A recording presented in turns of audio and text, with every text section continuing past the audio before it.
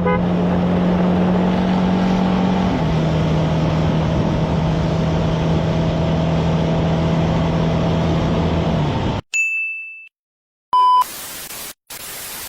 Guys, এটা হচ্ছে Saidpur to Parbatipur road.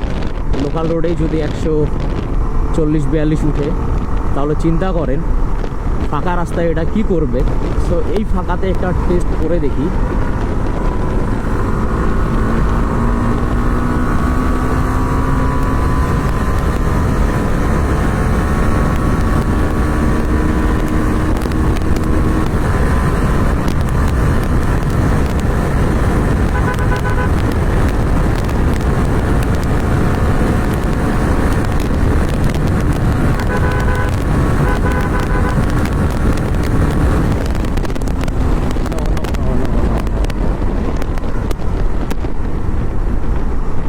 এই রোডে আর রিস্ক নেওয়া যাবে না।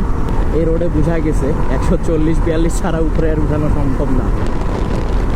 কারণ ভাই যে পরিমাণ গাড়ি চলে এই রাস্তায়, সেই হিসাবে রাস্তা অনেক ছোট।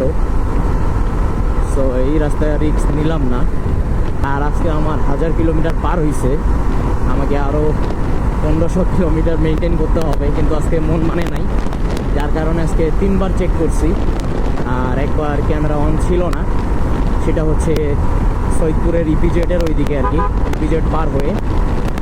তাই আর কি এই পাশে ট্রাই করলাম। ওই পাশে তোলা যাইতো আরও, কিন্তু তখন ক্যামেরাটা ব্যাগে ছিল। পরে ভাবলাম যে ক্যামেরাটা বের করে আর কি লাগাই হেলমেটের মধ্যে, মন না মানলে আর কি করার। মাঠে ঘাটে বনে জঙ্গলে সব জায়গায় সে মোটরকে স্মরণ করাই লাগবে। সামনে হয়তো বা পুলিশ ধরতেছে, কিন্তু আমি তারপরেও যাব, দেখা যাক আমাকে আটকায় কি না।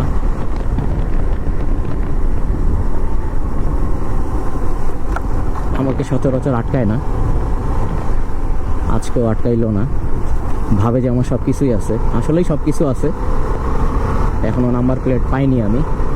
বাইকের রেজিস্ট্রেশন করা আছে, দেন ড্রাইভিং লাইসেন্স তো আগেই করা আছে। সো আমাকে আটকাইলেও কোনো সমস্যা নাই, সব কিছু ডকুমেন্ট তাদের দেখাই দিব। শুধু আটকাইলেই হর্নটার জন্য হয়তো বা মামলা দিতে পারে, কিন্তু আমাদের এই পাশে সচরাচর দেয় না। শুধু ড্রাইভিং লাইসেন্স, হেলমেট আর গাড়ির রেজিস্ট্রেশন বা লাইসেন্স যাই বলেন, এগুলো থাকলেই হয়।